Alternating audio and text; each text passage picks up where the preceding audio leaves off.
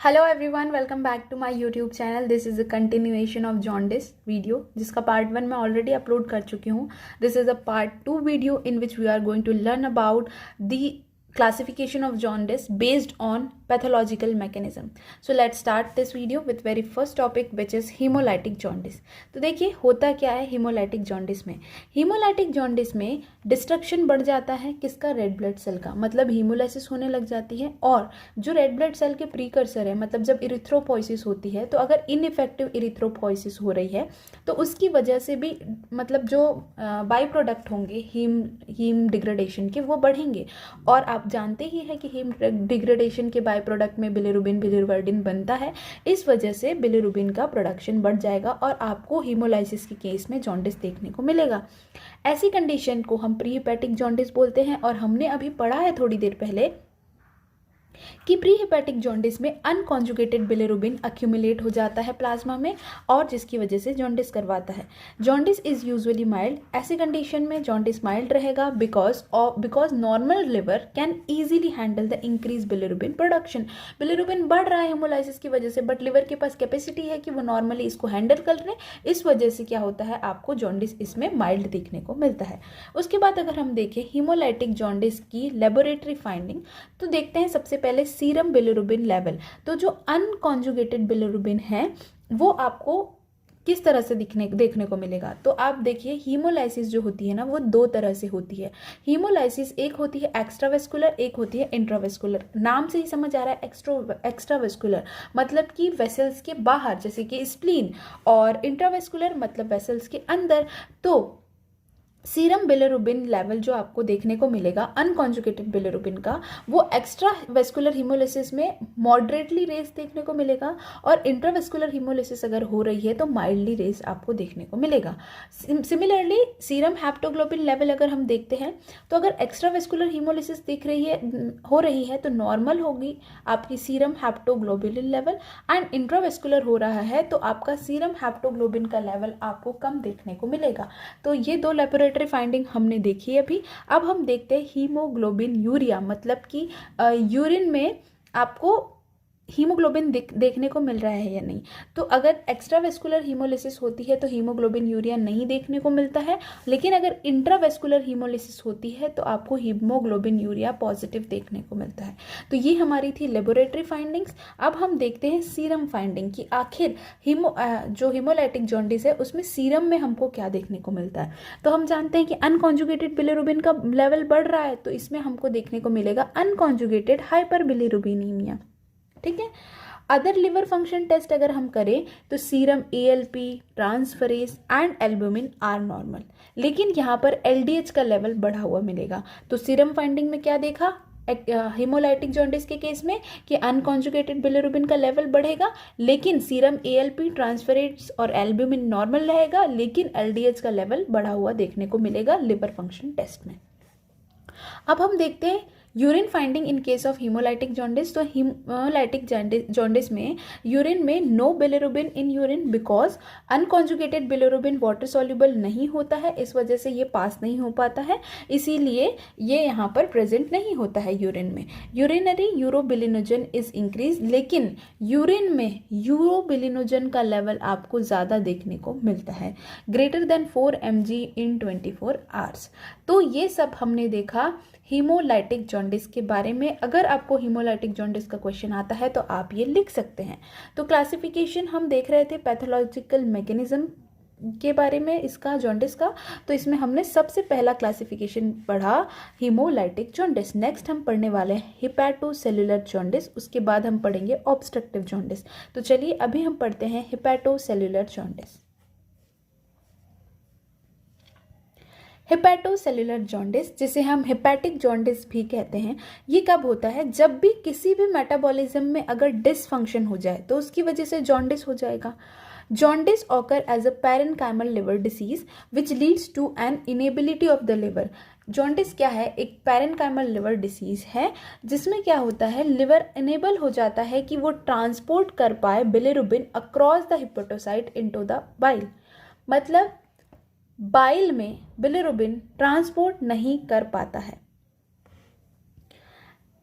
Defect in bilirubin transport across the hepatocyte may occur at any point. किसी भी point पे ये defect आ सकता है। बिलिरुबिन ट्रांसपोर्ट का जो डिफेक्ट आया है वो किसी भी पॉइंट पे आ सकता है। पॉइंट कौन कौन से हो सकते हैं? Point between the uptake of conjugated bilirubin into the hepatocyte, या फिर transport of conjugated bilirubin into biliary canaliculi. मतलब देखो, आप जानते होंगे ना कि बिलिरुबिन किस तरह से कॉन्जुगेटेड अनकॉन्जुगेटेड होता है, फिर किस तरह से ट्रांसपोर्ट होता है। तो जब हम अपटेक करते हैं कॉन्जुगेटेड बिलिरुबिन का हेपेटोसाइट में, उस वक्त प्रॉब्लम आ गई है ट्रांसपोर्ट में, या फिर जब हम ट्रांसपोर्ट करते हैं कॉन्जुगेटेड बिलिरुबिन का बिलियरी कैनिकुलाई में, तब दिक्कत आ सकती है। मतलब ट्रांसपोर्ट में दिक्कत आ रही है, तब हम क्या कहेंगे? हिपैटोसेलुलर जॉन्डिस कहेंगे। तो यहाँ तक आपको समझ आ गया। अब हम हिपैटोसेलुलर जॉन्डिस की लेबोरेटरी फाइंडिंग देखते हैं। तो लेबोरेटरी फाइंडिंग में देखें तो आपको ट्रांस अमीनेज AST ALT का लेवल बढ़ा हुआ देखने को मिलेगा। और अगर AST ग्रेटर देन 1000 हो गया तो इससे ये पता चलेगा कि कोई भी इन्फेक्शन की वजह से ये AST का लेवल बढ़ा है, जैसे कि हेपेटाइटिस A और B के केस में, या कोई ड्रग हो सकते हैं जैसे पैरासीटामोल, और हिपैटिक इस्कीमिया के केस में आपको ये लेवल बढ़ा हुआ देखने को मिलता है। Both unconjugated and conjugated bilirubin level rises in the blood. इस कंडीशन में आपको कॉन्जुगेटेड और अनकॉन्जुगेटेड बिलिरुबिन दोनों का लेवल बढ़ा हुआ देखने को मिलेगा इन case of hepatic jaundice. Urine finding अगर हम देखें तो बिलिरुबिन देखने को मिलता है यूरिन में। क्यों देखने को मिलेगा? क्योंकि यहाँ कॉन्जुगेटेड भी है और अनकॉन्जुगेटेड भी है, तो इस वजह से आपको यूरिन में बिलिरुबिन देखने को मिलेगा, और यूरोबिलिनोजन तो प्रेजेंट होगा ही होगा। तो यहाँ हमने कंप्लीट किया हिपैटिक जॉन्डिस के बारे में। अब हम नेक्स्ट क्लासिफिकेशन जो था उसमें हमारा थर्ड था कोलेस्टैटिक जॉन्डिस, या फिर हम इसे ऑब्स्ट्रक्टिव जॉन्डिस या फिर पोस्ट हिपैटिक जॉन्डिस भी कहते हैं। तो cholestatic means failure of bile flow, मतलब कि बाइल के फ्लो में फेलियर आ गया। क्यों बाइल के फ्लो में फेलियर आ गया है? its cause may be anywhere between hepatocyte and duodenum। Hepatocyte से लेकर ड्यूडेनम के बीच में कुछ भी कॉज हो सकता है इसके फेलियर का। Cholestatic jaundice is usually surgical jaundice, meaning a cause that requires surgical intervention. देखिए, कभी कभी क्या होता है, सर्जरीज होती है, उसकी वजह से भी आपको यहाँ पर ऑब्स्ट्रक्शन देखने को मिलता है। इस वजह से बाइल फ्लो में दिक्कत आ जाती है। कोलेस्टेटिक कैन बी इंट्राहेपैटिक और एक्स्ट्राहेपैटिक, दोनों रीज़न हो सकते हैं कि इंट्राहेपैटिक रीज़न की वजह से भी यहाँ पर फेलियर हो गया है बाइल फ्लो में, या फिर कुछ एक्स्ट्राहेपैटिक रीज़न की वजह से भी बाइल फ्लो में फेलियर आ गया है। इसकी कॉन्सिक्वेंसेस क्या है? तो देखो, जब बाइल फ्लो ही नहीं हो पाएगा तो रिटेंशन होगा बाइल एसिड का एंड बिलिरुबिन का in the liver and blood, deficiency of bile acid in the intestine, और इंटेस्टाइन में बाइल नहीं जा पाएगा क्योंकि ट्रांसपोर्ट में ही दिक्कत हो गई है, और रिटेंशन होता जाएगा इसका लिवर में और ब्लड में। तो इसकी लेबोरेटरी फाइंडिंग्स क्या होगी? सीरम बिलिरुबिन लेवल आपको बढ़ा हुआ देखने को मिलेगा, और इसमें प्रीडोमिनेंटली कॉन्जुगेटेड बिलिरुबिन का लेवल बढ़ा हुआ देखने को मिलेगा। Serum alkaline phosphatase markedly raised 3-4 times that of normal. Minimal biochemical changes of liver parenchymal damage, ये ज़्यादा नहीं हो गया। Increase in serum GGT YGT gamma glutamyl transpeptidase का लेवल आपको बढ़ा हुआ देखने को मिलेगा, एंड 5 न्यूक्लियोटाइडेज का भी लेवल बढ़ा हुआ देखने को मिलेगा। एंटी माइटोकॉन्ड्रियल एंटीबॉडी भी आपको यहाँ पे देखने को मिलेगी। यूरिन फाइंडिंग अगर हम देखें तो यूरिन फाइंडिंग में बिलिरुबिन प्रेजेंट होगा, बिलिरुबिन यूरिया होगा।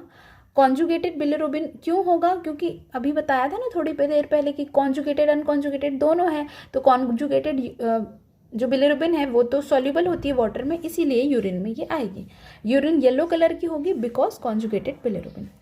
यूरोबिलिनोजन यहाँ पर एब्सेंट होगा। अभी तक जो हीमोलाइटिक जॉन्डिस देखा, हेपेटिक जॉन्डिस देखा, वहाँ पे ये प्रेजेंट था, बट यहाँ एब्सेंट होगा।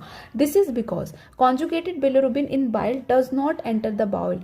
क्यों? क्योंकि ये बाउल में एंटर नहीं किया, therefore the intestinal bacteria can not converted conjugated bilirubin into urobilinogen.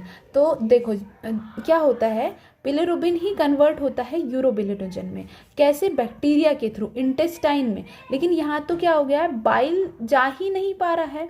कहाँ? इंटेस्टाइन में नहीं जा पा रहा है, बीच में ऑब्स्ट्रक्शन हो गया है, कोई रास्ते में ट्रांसपोर्ट में दिक्कत आ गई है। तो जब ये बाउल में ही नहीं जा पाएगा और बैक्टीरिया इसको कन्वर्ट ही नहीं कर पाएंगे, तो कहाँ से आपको यूरोबिलिनोजन देखने को मिलेगा? There is less reabsorption of urobilinogen, urobilinogen का रीएब्जॉर्प्शन भी कम होगा and less is excreted in urine, इस वजह से वो यूरिन में भी एक्सक्रीट नहीं होगा, इसीलिए यूरोबिलिनोजन एब्सेंट होगा।